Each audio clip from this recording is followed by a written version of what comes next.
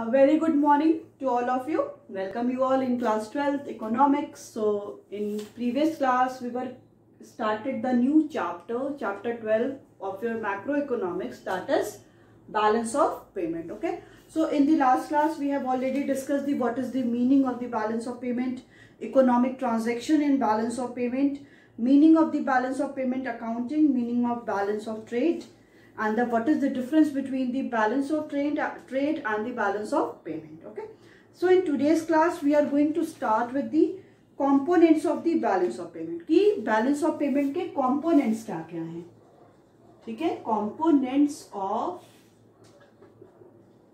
balance of payment, BOP. Okay, so it is divided into two, capital or current account. तो component of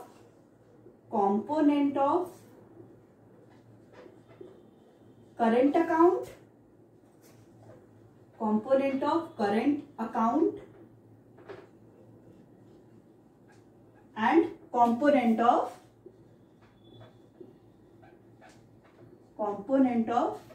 capital account, ठीक है. तो क्या हो गया, दो हो गया आपका कंपोनेंट ऑफ बीओपी को हम लोग किस में डिवाइड करते हैं, दो में, component of current account and the component of capital account. So firstly we will deal with the component of current account. ठीक है, हम लोग किसके साथ स्टार्ट करते हैं, कंपोनेंट ऑफ करंट अकाउंट को स्टडी करते हैं, कंपोनेंट ऑफ करंट अकाउंट. ठीक है, तो कह रहा है current account of BOP records all those transactions between the resident of the country and the rest of the world which does not cause a change in asset or the liability of the resident of the country or its government. ठीक है, तो current account में हम current account the balance of payment में हम वो सारे जो भी इकोनॉमिक ट्रांजेक्शंस हो रहे हैं उनको रिकॉर्ड करते हैं, जो क्या है वो कोई भी it does not change in the asset and the liabilities. मतलब किसी भी दो कंट्री में या मोर देन टू कंट्रीज में जो भी इकोनॉमिक ट्रांजैक्शन हो रहा है, मतलब resident of the country and the rest of the world के साथ जो भी इकोनॉमिक ट्रांजैक्शन हो रहे हैं, so which do not cause a change in, जो कोई भी चेंज असेट और लायबिलिटी में कॉज नहीं कर रहा है, कोई उस पर अफेक्ट नहीं कर रहा है, वही सारे जो भी इकोनॉमिक ट्रांजैक्शंस हैं हम उसको करंट अकाउंट में रिकॉर्ड करते हैं. ठीक है, so current account contains the receipt and the payment relating to all the transaction of the visible item. current account में हम क्या क्या लेते हैं, current account contain the जो भी receipt and payment हो रहा है वो किसके थ्रू हो रहा है, जो भी relating to all transaction of visible item. इसमें हम लेते हैं जो भी visible item है, goods जो है visible items, और क्या हो गया आपका invisible items,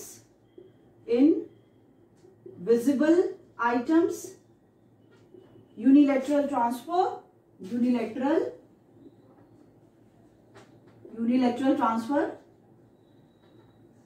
and the income from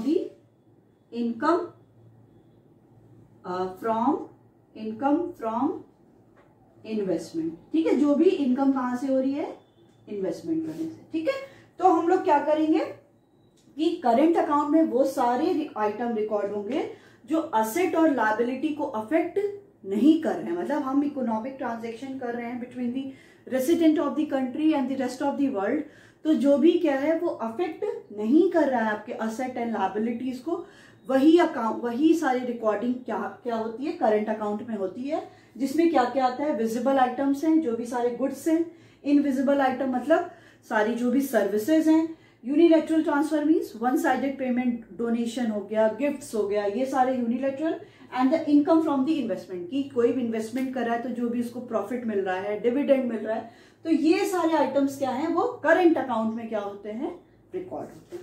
फिर कह रहा है the component of this type are, इसमें कंपोनेंट क्या हो गए, export and import of the visible item. ठीक है, एक्सपोर्ट और इंपोर्ट किसका होगा, visible item means export and imports of the goods. Next है export and import of the services, different kind की जो सर्विसेज प्रोवाइड होती हैं, बैंकिंग की सर्विस, इंश्योरेंस की सर्विसेज, ये सारी सर्विसेज रिकॉर्ड होंगी. फिर receipt and the payment of the unilateral transfer, जो भी हमें गिफ्ट मिले हैं, जो भी हमारे यहाँ से गिफ्ट दिए गए हैं वो सारे करंट अकाउंट में रिकॉर्ड होंगे। And the income from the investment, जो भी इनकम कहाँ से हो रही है, इनकम हो रही है, और the compensation of the employees, जो भी एम्प्लॉयज हैं कॉम्पनसेशन जो भी उनको मिल रहा है, वो सारी चीजें क्या है करंट अकाउंट में रिकॉर्ड होती है। क्या क्या हो गई, visible item, invisible item, unilateral transfer and the income from the investment. फिर कह रहा है कि सबसे पहले हम लोग स्टार्ट करते हैं export and import of the goods. अब एक्सपोर्ट और इंपोर्ट ऑफ द गुड्स में क्या क्या आएंगे।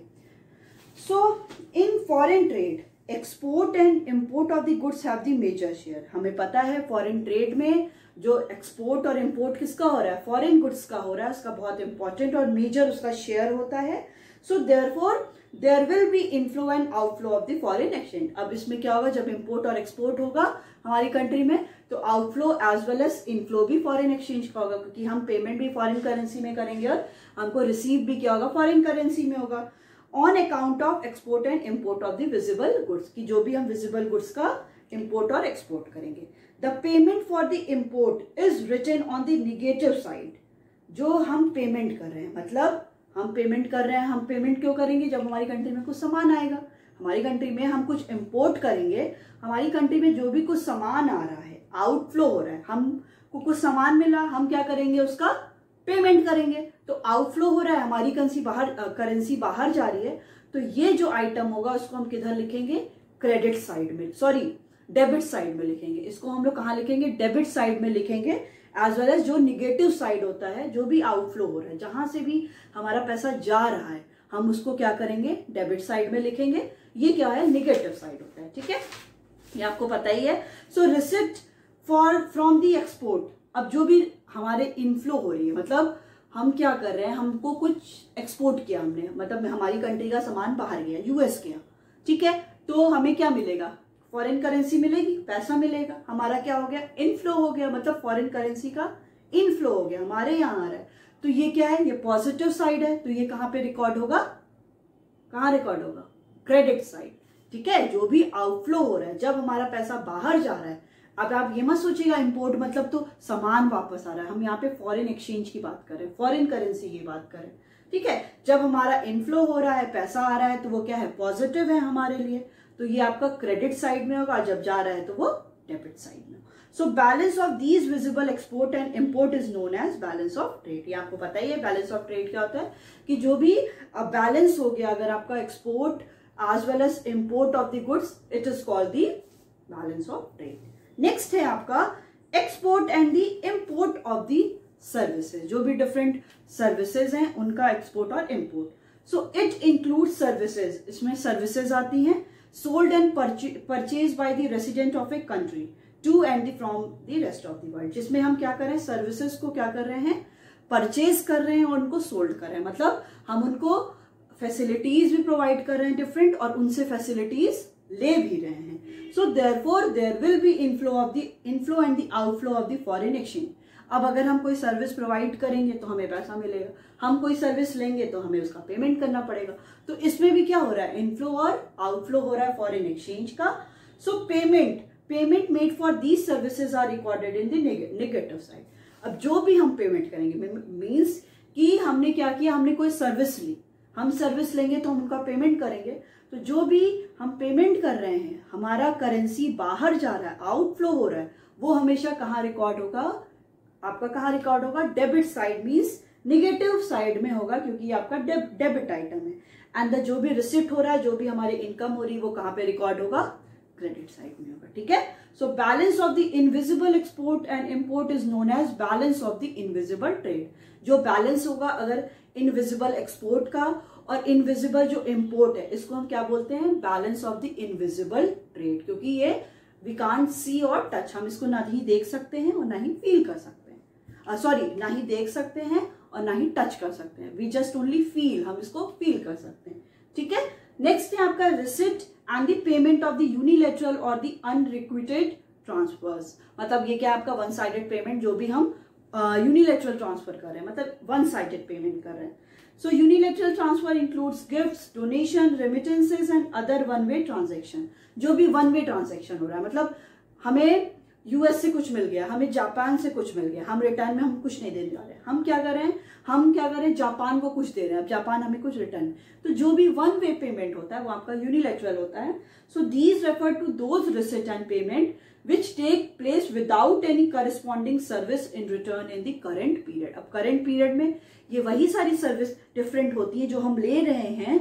इसमें क्या होता है कि हम कोई भी उससे एक्सपेक्ट नहीं कर रहे हैं कि करंट पीरियड में वो भी हमको कुछ प्रोवाइड करे। अब हमारे यहाँ नेचुरल कैलामिटीज आ गई, फ्लड आ गया, ड्रॉट है, तो वो कोई हम लोग को क्या है, पैसा डोनेशन दे रहे हैं। अब ये हम थोड़ी उम्मीद करें कि अभी हमको तुरंत को पैसा वापस करना है, नहीं। हम कभी उनके यहाँ भी कोई भी ऐसी कॉज हो गया, कोई ऐसी सिचुएशन हो गई, तो हम भी क्या कर सकते हैं, उनको fund as a donation provide कर सकते हैं। सो रिसिप्ट सेम वही चीज है, जो भी हमको मिलेगा, हमें इंडिया में यूनिलैटरल ट्रांसफर, इंडिया वो यूएस क्या किया, हमें गिफ्ट दे रहा है, तो हमारे यहाँ इनकम बढ़ेगी, रिसिप्ट होगा तो ये कहाँ रिकॉर्ड होगा, आपका क्रेडिट साइड में। जो भी हम पेमेंट करेंगे वो डेबिट साइड में रिकॉर्ड होगा। फिर है balance of receipt and payment of the unilateral transfer is balance of the unilateral transfer. जो ये बैलेंस हो रहा है रिसिप्ट एंड द पेमेंट का, यूनिलैटरल ट्रांसफर का, उसको क्या बोलते हैं, balance of the unilateral transfer. ठीक है। लास्ट है आपका इनकम फ्रॉम द इन्वेस्टमेंट। समझ में आ रहा है, नहीं समझ में आएगा फिर हम लोग ऑनलाइन क्लास में डिस्कस करेंगे। ठीक है। तो नेक्स्ट आपका देखिए, यही 4 आइटम क्या है, इसमें रिकॉर्ड हो रहे हैं करंट अकाउंट में। अब आपको एक चीज और याद आ रही होगी कि कैपिटल ट्रांसफर कहाँ गया, उसको भी अभी हम लोग डिस्कस करेंगे। तो ये सारे आइटम्स कहाँ है आपके करंट अकाउंट में रिकॉर्ड होके। अब जो भी रिसिट हो रहा है, जो भी हमारी इनकम हो रही है, वो क्या होगा, आपका क्रेडिट साइड में रिकॉर्ड होगा। जो भी हम पेमेंट कर रहे हैं वो हमारा क्या हो रहा है, आउटफ्लो हो रहा है, पैसा हमारा जा रहा है, वो डेबिट साइड में रिकॉर्ड होगा। ठीक है। तो कह रहा है next, income from the investment, income from the investment and COE, compensation of employ.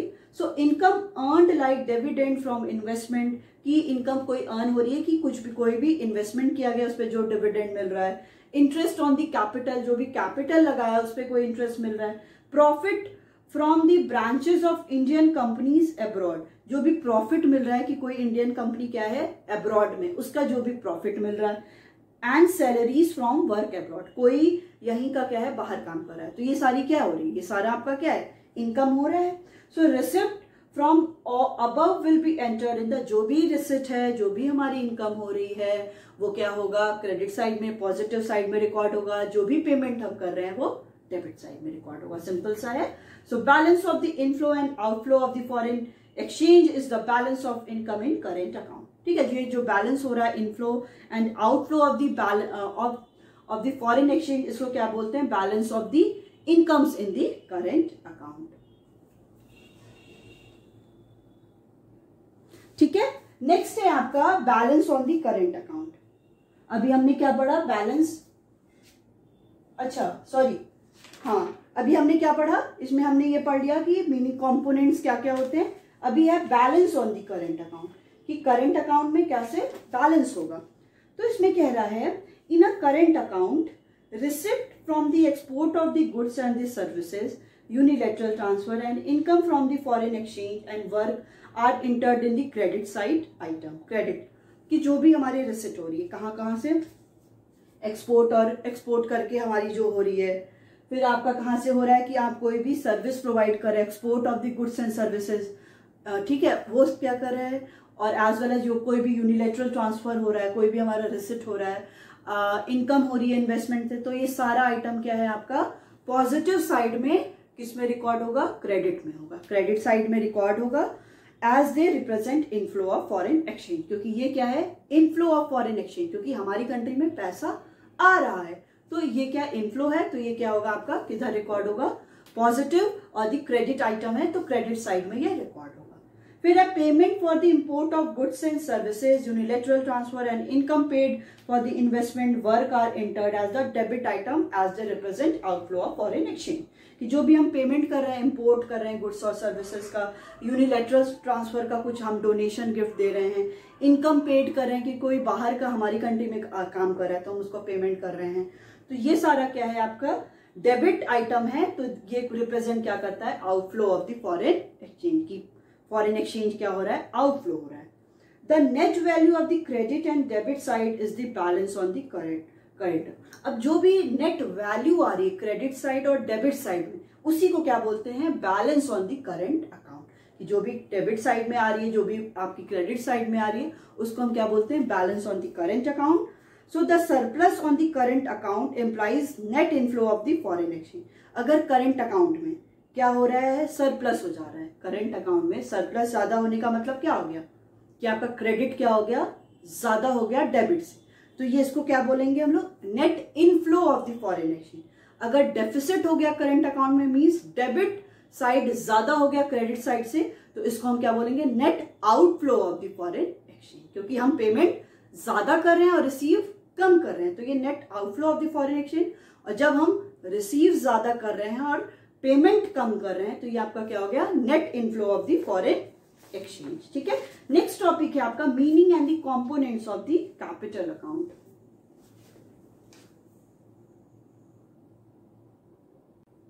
ठीक है, चलिए नेक्स्ट आपका क्या है, meaning and the component of capital account. Current account हमने पढ़ लिया, करंट जो क्या करता है, विच डज नॉट कॉज कोई भी असेट और लायबिलिटी को अफेक्ट नहीं करता है।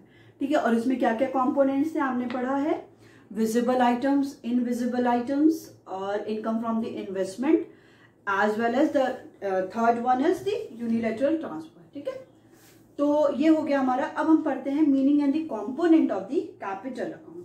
सो capital account of the BOP, जो कैपिटल अकाउंट है बैलेंस ऑफ पेमेंट का, वो क्या करता है, रिकॉर्ड ऑल दोज ट्रांजेक्शन, वो उन सारे ट्रांजेक्शन को, इकोनॉमिक ट्रांजेक्शन को रिकॉर्ड करता है between the resident of the country, resident of the country और जो रेस्ट ऑफ द वर्ल्ड के साथ हो रहा है, विच कॉजेज अ चेंज, जो क्या कर रहा है, कॉज कर रहा है, causes a change in the asset, causes a change in assets and liabilities। liabilities में क्या कर रहा है, कोई भी रेसिडेंट कंट्री के या उसके गवर्नमेंट के जो कॉज कर रहा है, जो कॉजेज जिसकी वजह से चेंज हो रहा है, और आपका करेंट अकाउंट में क्या था, वो कोई भी चेंज नहीं कर रहा है। ठीक है, तो जिसकी वजह से causes are change in the asset and liabilities of the resident of the countries as well as at its government, तो उसको हम क्या बोलते हैं, capital account.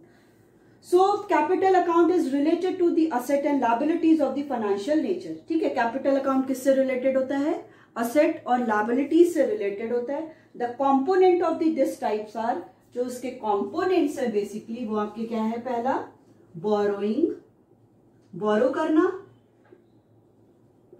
Borrowing and lending, lending. Next है आपका investment, investment and the third one is change in the foreign exchange reserve, change in the forex reserve भी लिख सकते हैं, फॉरेन एक्सचेंज रिजर्व। ठीक है, क्या हो रहा है, इसके क्या क्या हो गया, आपके कंपोनेंट क्या हो गया कैपिटल अकाउंट के, कैपिटल अकाउंट क्या हो गया कि जो क्या करता है, causes a change in the asset liabilities of the resident of the government, resident of the country and it's government, and the components of the capital account is borrowing and lending, investment and change in the foreign exchange reserve. अब हम सबसे पहला पढ़ते हैं कि borrowing और lending में क्या क्या आते हैं। ठीक है, हाँ, तो बोरोइंग एंड लेंडिंग, पहला क्या है आपका, borrowing and lending. So it involves transactions of the loans. ठीक है, इसमें क्या होता है, ट्रांजैक्शन किसका हो रहा है, लोन का। देखिए इसमें लाइन ही आपका असेट और लायबिलिटी को ही अफेक्ट कर रहा है। ठीक है, तो प्राइवेट ट्रांजैक्शन सबसे पहला इसमें क्या है, private transaction. So these affect asset and the liabilities of the non government entities और द प्राइवेट सेक्टर। ये क्या अफेक्ट किसको करता है, असेट और लायबिलिटीज जो भी नॉन गवर्नमेंट एंटिटीज हैं, जो भी प्राइवेट सेक्टर है, उनके असेट एंड लायबिलिटी को अफेक्ट करता है। For example, private sector of the country receive short term and the long term foreign loan. जो भी प्राइवेट सेक्टर है कंट्री के, वो क्या करते हैं, शॉर्ट टर्म और लॉन्ग टर्म लोन को रिसीव करते हैं। Receipt of the such loan are recorded और द पॉजिटिव।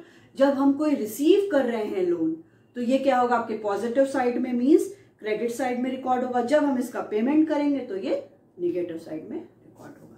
नेक्स्ट है आपका official transaction. So these affect asset and liabilities status of the government of a country. Official transaction क्या करता है, ये किसी भी कंट्री के असेट एंड लायबिलिटीज को, गवर्नमेंट की असेट एंड लायबिलिटीज को अफेक्ट करता है। For example, government borrows loan from the foreign government and international organisation. Government क्या करती है, गवर्नमेंट लोन बोरो कर रही है। गवर्नमेंट लोन कहाँ से ले रही है, कोई भी फॉरेन गवर्नमेंट से ले रही है, कोई भी इंटरनेशनल ऑर्गेनाइजेशन से ले रही है। जैसे मैंने एग्जांपल क्या दिया था, IMF, वर्ल्ड बैंक, यहाँ से गवर्नमेंट क्या कर रही है, लोन ले रही है, बोरो कर रही है to finance the deficit in the balance of payment.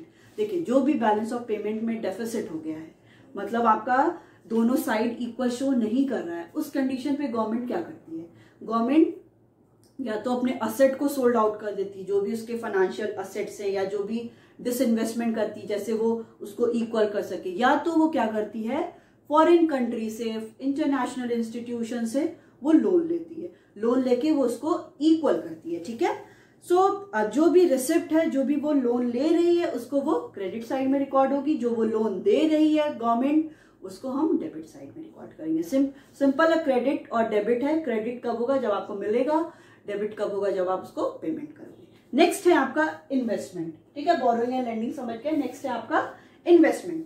So it involves transaction of the investment. ये इसमें क्या होता है, इन्वेस्टमेंट का ट्रांजैक्शन हो रहा है। बोरोइंग एंड लेंडिंग में क्या होता है, ट्रांजैक्शन लोन का हो रहा था। ठीक है, तो इन्वेस्टमेंट में क्या होगा, it involve the transaction of the investment, investment का ट्रांजैक्शन होगा। दीज में बी प्राइवेट और ऑफिशियल ट्रांजैक्शन। ये क्या हो सकता है, प्राइवेट भी और ऑफिशियल ट्रांजैक्शन भी हो सकता है। So there are two types of the investment abroad. ठीक है, अभी देखिए टू टाइप्स के क्या होंगे, आपके टू टाइप्स के इन्वेस्टमेंट होंगे। पहला होगा आपका FDI, मतलब फॉरेन डायरेक्ट इन्वेस्टमेंट। ठीक है, पहला होगा आपका इन्वेस्टमेंट में इन्वेस्टमेंट, एक होगा आपका फॉरेन डायरेक्ट इन्वेस्टमेंट, नेक्स्ट होगा आपका फॉरेन FPI, जिसको बोलते हैं foreign portfolio investment, portfolio investment, जिसको बोलते हैं शॉर्ट में FDI and it is called FPI, foreign portfolio investment. ठीक है, इन्वेस्टमेंट के टू टाइप्स हैं, जैसे हमने क्या पढ़ा था, बोरोइंग एंड लेंडिंग के टू टाइप्स क्या पढ़ा, private transaction as well as official transaction. ठीक है, नेक्स्ट आपका इन्वेस्टमेंट में हमें भी क्या पढ़ना है, ये भी प्राइवेट और ऑफिशियल होगा। फर्स्ट जिसमें हमको टू टाइप्स के इन्वेस्टमेंट पढ़ने हैं, फॉरेन डायरेक्ट इन्वेस्टमेंट और फॉरेन पोर्टफोलियो इन्वेस्टमेंट। अब देखते हैं कि ये FDI और FPI क्या होता है।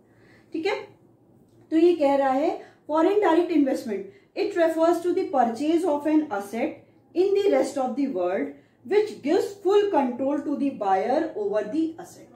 देखिए, इसमें क्या होता है बेसिकली कि कोई भी कंट्री क्या करती है, असेट को परचेज करती है। मतलब इंडिया क्या कर रही है, आपने सुना होगा कि ये FDI की लिमिट बढ़ा दी गई है, कम कर दी गई है। किसी पे क्या है 100% है, लोग 100% उस पर इन्वेस्टमेंट परचेज कर सकते हैं, और किसी पे क्या है 51% है। ये सब क्या है, यही सब लिमिट होती है। तो बेसिकली FDI होता ये है कि हम जो भी असेट परचेज करें, फॉर एग्जाम्पल हमने इंडिया से क्या कर दिया कि इंडिया से हमने फॉरेन का, किसी भी कंट्री का, US का ही ले लेते हैं, उनका कोई भी असेट परचेज किया, कुछ भी उनकी कंपनी भी परचेज की, जिसमें उन्होंने ये फ्रीडम दे दी है कि आपको क्या है 100% आप इसमें कर सकते हो। तो इसमें ये बेसिकली मतलब होता है ये FDI फॉरेन, मतलब हम जो इन्वेस्टमेंट करेंगे वो अपनी कंट्री में नहीं करेंगे, हम बाहर करेंगे। तो अगर मैंने जो भी इन्वेस्टमेंट किया तो उस पर मेरा पूरा कंट्रोल होगा, full control over the asset. जो भी मैंने उसमें इन्वेस्टमेंट किया है उसमें क्या होगा, फुल कंट्रोल होगा। वहीं FPI में क्या होगा, मेरा फुल कंट्रोल नहीं होगा। उसमें क्या है कि वहां की जो लोकल गवर्नमेंट है वहां की भी गवर्नमेंट का इंटरफेरेंस होगा। बट अगर वो कब, जब हम FPI पे जाएंगे, जब हम FDI पे जाएंगे तो हमारा पूरा full control over the asset. अगर मैंने वो असेट परचेज कर लिया है तो मेरा उस पर पूरा कंट्रोल है और किसी का नहीं होगा। FPI क्या है कि उसमें फुल कंट्रोल नहीं होगा, पार्शियल कंट्रोल होगा। ठीक है, तो ये क्या कह रहा है, it refers to purchase on purchase of an asset in the rest of the world which gives full control to the buyer, जो क्या करता है, बायर को फुल कंट्रोल दे देता है over the asset. For example acquisition of the foreign firm by the ITC limited. जो भी acquisition हो रहा है कोई भी फॉरेन फर्म करी किस पे, ITC लिमिटेड पे, जिसपे उसका पूरा फुल कंट्रोल है. This investment is foreign direct investment as it gives direct और full control to the Indian firm over the asset. ये इन्वेस्टमेंट क्या होता है, फॉरेन डायरेक्ट इन्वेस्टमेंट होता है, क्योंकि ये क्या है, डायरेक्ट और फुल कंट्रोल किसको दे रहा है, इंडियन फर्म को दे रहा है ओवर द असेट. कोई भी असेट है उस पर इंडिया को ये पूरा कंट्रोल दे रहा है. So purchase of asset abroad is recorded on the negative side.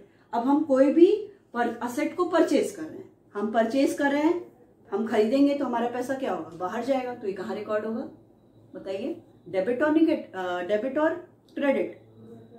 Purchase हम करेंगे तो हम पेमेंट करेंगे, तो ये आपका क्या होगा, नेगेटिव साइड होगा. और जो भी हम असेट को सेल करें, हम वहां से हम हम सेल कर रहे हैं अपने असेट, तो ये क्या होगा, हमें पैसा मिलेगा, तो ये आपका क्या होगा, क्रेडिट साइड. सिंपल सा है. फिर नेक्स्ट है आपका portfolio investment. So it refers to the purchase of an asset in the rest of the world. ये इसमें क्या है कि असेट को परचेज करना rest of the world which does not give full control over the asset. वो क्या करता है, फुल कंट्रोल किसी भी असेट पे नहीं देता है. For example purchase of the share of the foreign firm by the Tata industry. जो भी टाटा इंडस्ट्री है वो क्या कर रही है, कोई भी फॉरेन कंपनी है, फॉरेन कंपनी का क्या करी, उसके असेट को परचेज करी, तो उस पर इसका पूरा तो कंट्रोल नहीं होगा ना, फ्लक्चुएशन तो उनके अकॉर्डिंग होगा. तो इसमें क्या कह रहा है कि इसमें कोई भी असेट पे फुल कंट्रोल नहीं होगा, पार्शियल कंट्रोल होता है. So purchase of shares of the foreign firm is portfolio investment by the Indian firm as it gives only partial control over the asset. क्योंकि ये क्या करती है, फुल कंट्रोल नहीं देती असेट पे, पार्शियल कंट्रोल देती है.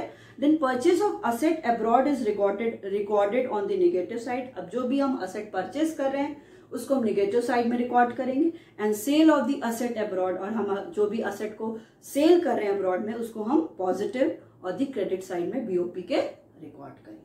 नेक्स्ट है आपका change in the foreign exchange reserve, जिसको हम क्या बोलते हैं, ऑफिशियल रिजर्व ट्रांजेक्शन. ओके, तो ये क्या कह रहा है, foreign exchange reserve are the financial asset of the country. जो भी फॉरेन एक्सचेंज रिजर्व है, अगर हमारी कंट्री में फॉरेक्स रिजर्व हो रहा है, हम सेंट्रल बैंक रिजर्व रख रही है, तो ये क्या है, असेट हो रहा है किसी भी कंट्री का, फाइनेंशियल असेट है कि कल अगर उसको कोई नीड होगी तो उसको क्या कर सकती है, सोल्ड आउट करके यूज कर सकती है. Held in the central bank, जो सेंट्रल बैंक के पास होता है. When addition to these reserve is made, जब कोई एडिशन इसमें मेड होगा तो ये क्या होगा, नेगेटिव आइटम होगा. And the entered in the debit side of the BOP, और ये क्या होगा, BOP साइड में रिकॉर्ड होगा, because there is outflow of the foreign exchange from the BOP account. अब अगर ये बताइए, अगर इसमें एडिशन हो रहा है, एडिशन हो रहा है तो कैसे एडिशन हो रहा होगा बताइए. अभी आप कैसे बता सकते हैं, इम्पॉसिबल है. ठीक है, तो इसमें क्या है कि when addition to these reserve, जब कोई भी इस रिजर्व में हम कुछ एडिशन कर रहे हैं, तो क्या हो रहा है, ये निगेटिव आइटम हो रहा है, बिकॉज ये BOP के किसको रिकॉर्ड कर रहे हैं हम लोग, डेबिट साइड में, because there is outflow of the foreign exchange. हमारा फॉरेन एक्सचेंज क्या है, जा रहा है, ठीक है, from the BOP account to the foreign exchange reserve.